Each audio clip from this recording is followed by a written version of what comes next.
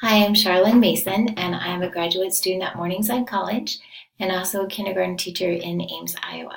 Today I'm going to be sharing my research with you about the predictive correlation between nonsense word fluency and independent guided reading level in kindergarten students. So let's go ahead and get started. So the problem starts with some national reading assessments.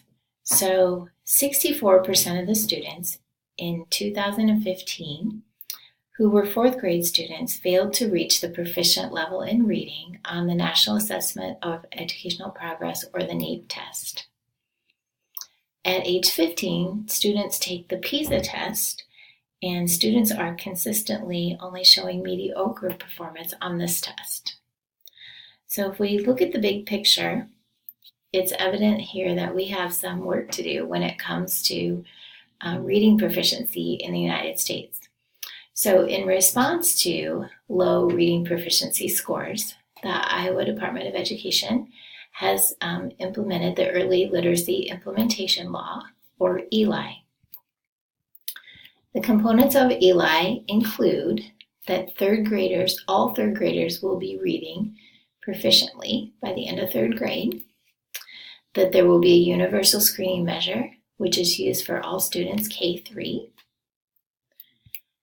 And in Iowa, the screening measure is the Formative Assessment System for Teachers, or the FAST.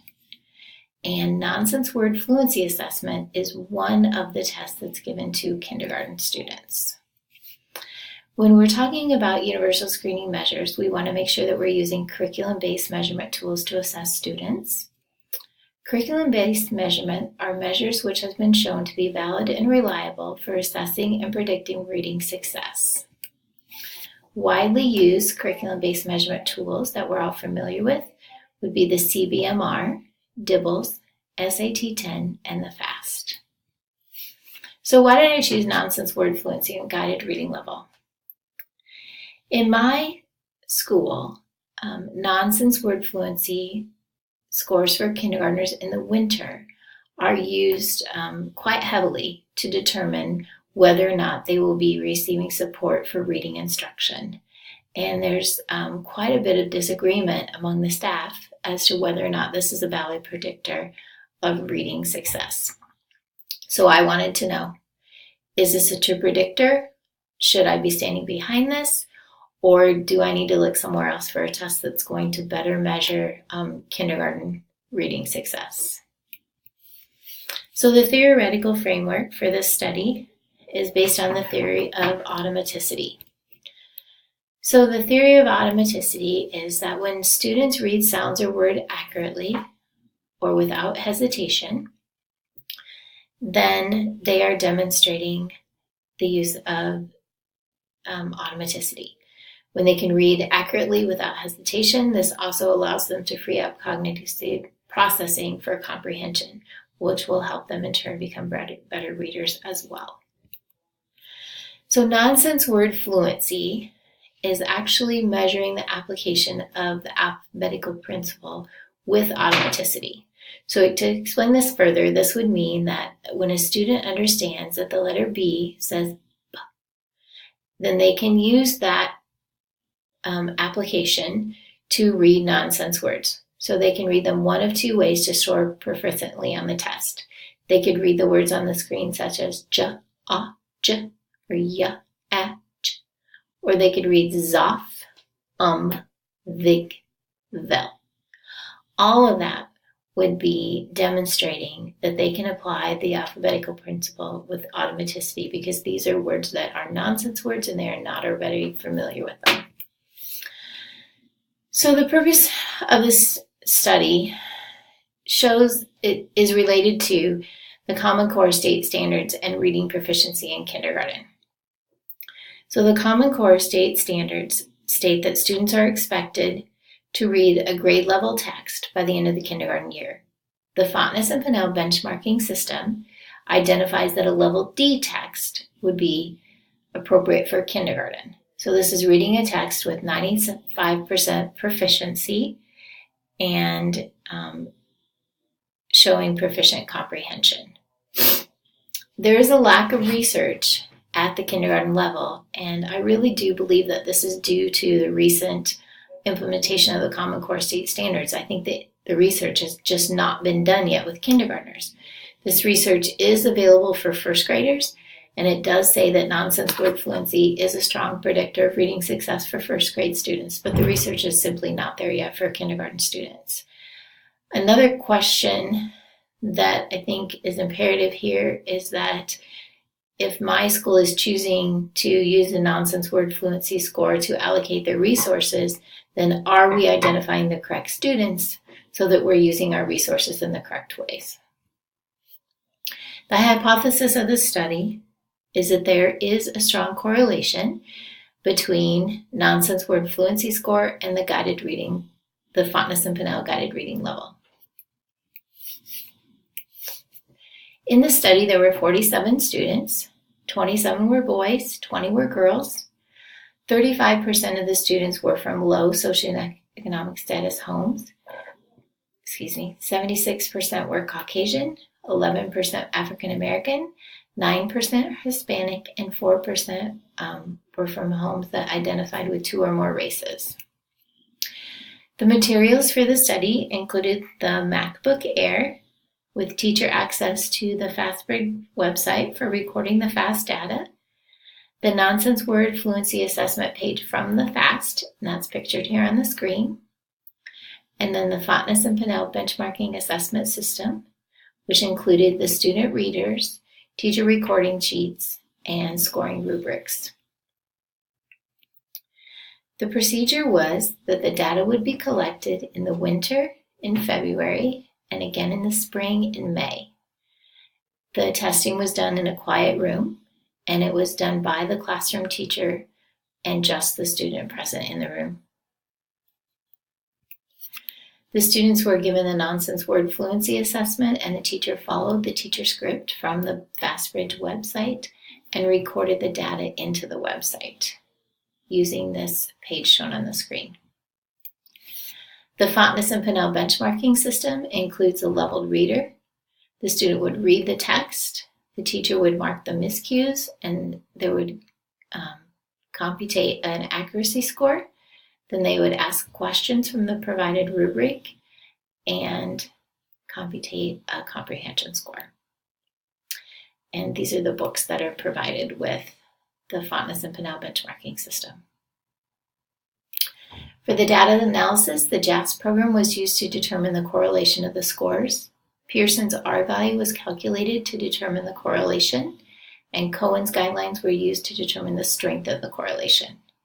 So the data that was run through the JASP program was the winter nonsense word fluency score and the winter benchmark level, the spring nonsense word fluency score and the spring benchmark level, and the winter nonsense word fluency score and the spring benchmark level.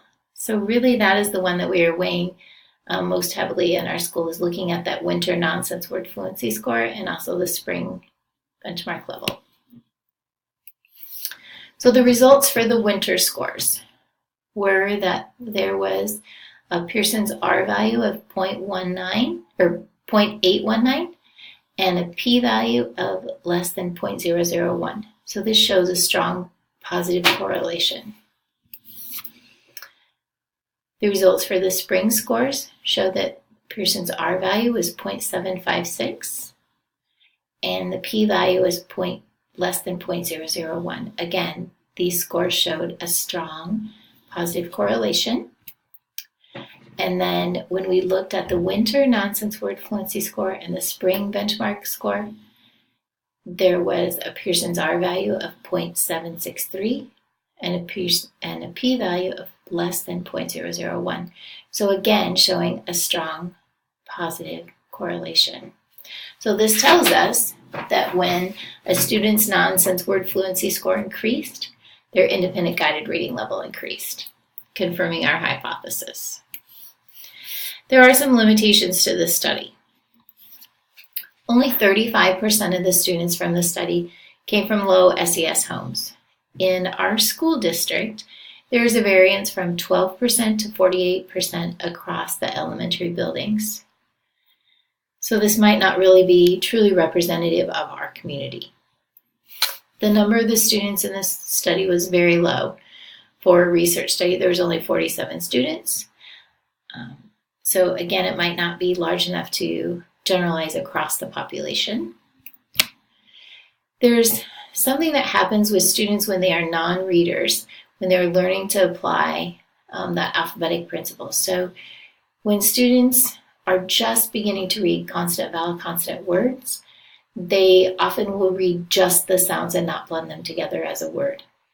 On the nonsense word fluency assessment, you can read just the sounds and receive a correct score.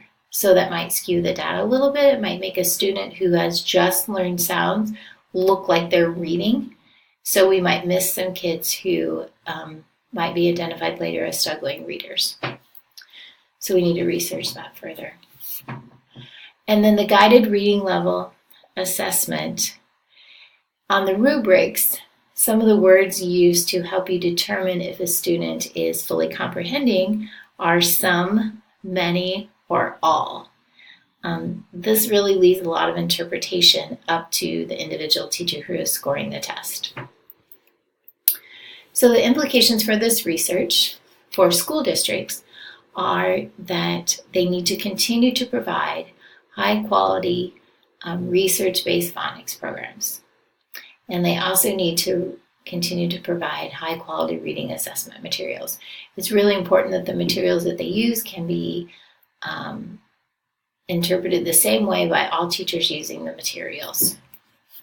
The implications for teachers are an understanding that nonsense word fluency score is a predictor of guided reading level and should be continued to be used, that teachers need to continue to teach letter identification and sound fluency, and teachers need to continue to work on the foundational skills of literacy, and that teachers need to educate parents into understanding why their students are learning what they're learning. And then for parents, the implication is that they continue to support their students' literacy, and this can easily be done through reading aloud to their children and then playing games with them that cover the skills that have already been taught in the classroom. So for the future, recommendations for further research would include increasing the number of participants.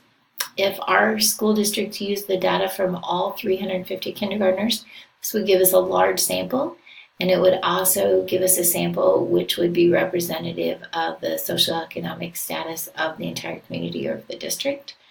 I would also recommend that they increase the frequency of the nonsense word fluency monitoring. This would help to weed out those students who are just beginning to read individual sounds and not see them as short words. And then I think it would also be wise to repeat this study across many grade levels.